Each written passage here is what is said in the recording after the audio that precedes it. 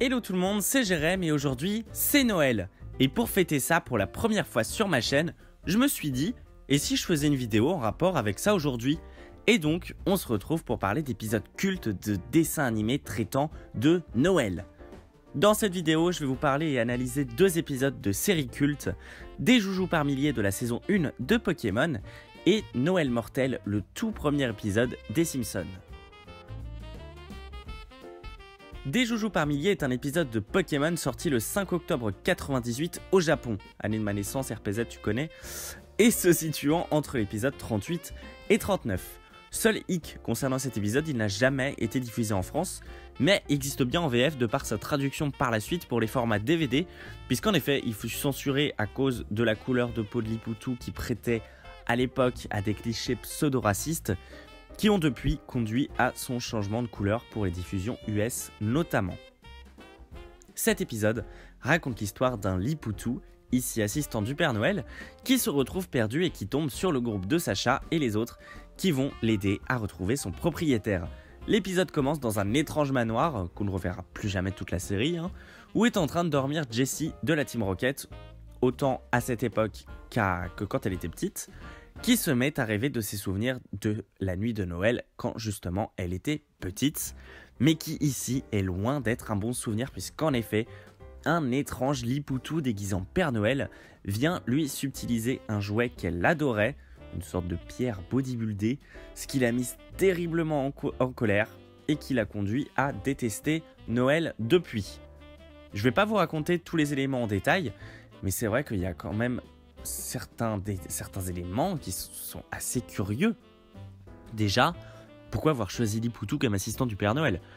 Il y en a pourtant plein d'autres des Pokémon. Il y en a 150 dans la première saison. Et honnêtement, c'est l'un des Pokémon les plus moches de la génération. Et je comprends vraiment pas pourquoi ils ont choisi de mettre ce Pokémon en avant. Et surtout que quand on voit dans l'usine du Père Noël que celui-ci se retrouve avec plein de Lipoutou, désolé, mais on peut vite avoir des pensées sales dans la tête quand on a un regard d'adulte sur la situation. Ensuite, il y a plein d'autres choses cheloues. Par exemple, le groupe emploie tout simplement le terme d'entraîneur au lieu de dresseur. What the fuck? Que c'est quand même hyper chelou que le Père Noël brode sa propre tête tout au fond de sa botte pour prouver que c'est ses affaires à lui et que là où se trouve son usine, c'est quand même là aussi une île qui est bien moche. Et surtout, on a un Loclas qui parle. Alors déjà, ça c'est pas expliqué et c'est grave dommage. Et qui semble justement être l'éclaireur du Père Noël dans le but de retrouver le Lipoutou perdu. Mais alors dans ce cas-là, pourquoi ne pas avoir choisi un Pokémon de type vol pour avoir un espace de recherche beaucoup plus vaste? Parce que bon, à part chercher sur l'eau, Loclas il peut pas faire grand-chose d'autre. Bon après vous allez me dire, c'est clair qu'un Loclas c'est quand même plus frais qu'un Roucoule ou un Nosferapti, c'est sûr. Bref, bilan d'épisode, ils réussissent à réunir le Pokémon à son dresseur. C'est quand même chelou de qualifier le Père Noël comme étant un dresseur, enfin un entraîneur selon l'épisode. La Team Rocket a sa réponse à pourquoi Lipoutou a fait ça à Jessie à l'époque. Rédemption, la Team Rocket est vaincue, les héros ont gagné et repartent tous avec des cadeaux. Ils sont pas venus pour rien, fin de l'épisode. Bon, c'est vrai après que je chipote pas mal, mais cet épisode représente un sacré souvenir pour moi.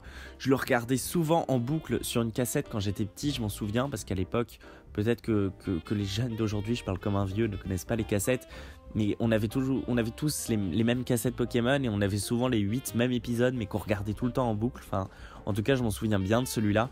Pour moi, ça restait un épisode culte de dessin animé de Noël. J'aimerais bien d'ailleurs savoir si vous l'avez vu. N'hésitez pas à me dire tout ça dans les commentaires.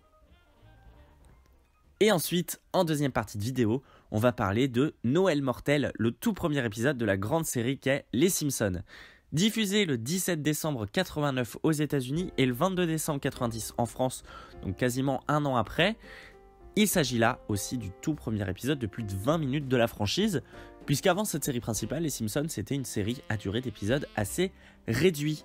L'histoire de l'épisode parle bien évidemment des préparatifs de Noël, et parmi tous les souhaits de la famille Simpson, Bart souhaite quant à lui avoir un tatouage pour Noël, ce que refuse évidemment sa mère, mais en faisant des repérages le lendemain, ce dernier se fait tatouer en cachette mais se fait prendre par surprise par sa mère, qui dépense donc toutes les économies prévues pour les cadeaux dans le but d'effacer ce tatouage, mais pensant qu'Homer rattrapera la situation grâce à sa prime de Noël, elle fait pas trop attention et elle dépense sans compter.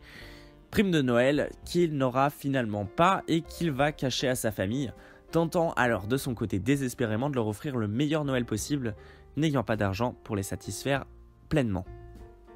Alors certes, quand on regarde cet épisode, que je vais pas non plus ici vous dévoiler en détail, mais c'est vrai que ça transpire pas non plus énormément la hype et la magie de Noël. Au contraire, ça dépeint un Noël assez sombre et triste, mais c'est pour ça que personnellement je l'adore, puisqu'il est tellement mais touchant et émouvant. Cette scène où Homer est dans le supermarché et tente de trouver des cadeaux à sa famille, comme des collants pour sa femme ou un bloc de papier pour son fils, ça peut pas laisser indifférent et pourrait même pour certains lâcher une larme. Je sais que la première fois que je l'ai vu, j'ai eu les boules. Je me suis dit waouh, c'est quand même ultra triste. C'est un épisode vraiment parfait puisqu'il inclut de la tristesse, de l'empathie et tout ça pour finir quand même sur la joie et de la magie. Et ça franchement c'est génial. Après bien sûr, il y a quelques défauts. C'est l'heure de chipoter. Par exemple, si Lisa sait que le Père Noël ne peut pas emporter un poney dans sa hotte, alors comment Bart peut-il penser qu'un tatouage peut-il être emmené par le Père Noël dans sa hotte ? C'est pas logique. Par exemple aussi, Marge montre le bocal d'économie vide et le retourne pour bien montrer qu'il est vide. Ah bon, on n'avait pas vu qu'il était vide. Ou aussi, pourquoi lorsqu'Homer sort du supermarché, il y a 2 côtes de porc au sol, alors qu'il n'en avait acheté clairement qu'une. Et franchement, mais le photographe du Père Noël dans le magasin, c'est vraiment le plus nul du monde, visiblement. Il pourrait prendre la photo à n'importe quel moment. Mais non, ce blaireau, il prend vraiment le moment le plus naze pour en faire un souvenir de Noël, mais what the fuck. Alors certes, c'est pour apporter de l'humour à l'épisode, mais si tu rentres dans la vraie vie, tu dis, mais putain, mais le photographe, il est à chier. Enfin voilà. On peut voir ici qu'il y a quand même moins de défauts que l'épisode de Pokémon, mais si vous l'avez pas vu, je vous invite grandement à aller y jeter un coup d'œil pour les fêtes.